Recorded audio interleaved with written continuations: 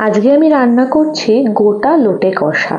তাহলে তোমরা দেখতে থাকো আমি কিভাবে এই গোটা লোটে কষা রান্না করছি। প্রথমে কড়াইতে তেল দিয়ে তেজপাতা দিয়ে তারপরে আমি পেঁয়াজ কুচি দিয়ে দিয়েছি। পেঁয়াজটা ভালোভাবে ভেজে নিয়েছি। এরপরে আমি টমেটো দিয়ে দিয়েছি আর কাঁচা লঙ্কা দিয়ে দিয়েছি। টমেটো কাঁচা লঙ্কা একটু ভালোভাবে ভেজে নিয়েছি। এরপরে মশলা দিয়ে দিলাম।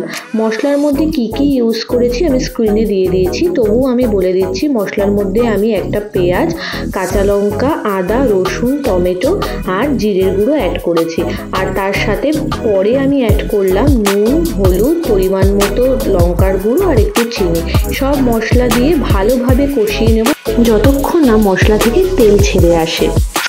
এই লোটে মাছ খেতে কিন্তু বেশ লাগে, আমার তো দারুণ লাগে লোটে মাছ খেতে। লোটে মাছ হলে জানো মানে এক থালা ভাতই লোটে মাছ দিয়েই শেষ হয়ে যায়। এবার আমি লোটে মাছগুলো অ্যাড করে দিচ্ছি। লোটে মাছগুলো আমি মাঝখান থেকে এভাবে অর্ধেক করে নিয়েছি। লোটে মাছগুলো দিয়ে ভালোভাবে মশলার সাথে আর একটু কষিয়ে নেব। আর এই লোটে মাছ কিন্তু শরীরের পক্ষেও খুব উপকারী, নিজস্ব অনেক গুণাগুণও আছে লোটে মাছের। আর এই লোটে মাছ দিয়ে অনেক রকম রেসিপিও হয়, যেমন লোটে মাছের ঝুরি করা যায়, এরকম গোটা লোটে কষা করা যায়, তারপরে পকোড়া, বিভিন্ন রকম চপ লোটে মাছের তো হয়েই থাকে। আর যেহেতু এই মাছটা একটু গন্ধ, তার জন্য এই মাছটায় কিন্তু একটু মশলা বেশি লাগে, মানে পেঁয়াজ রসুন দিয়ে করলেই ভালো লাগে বেশি।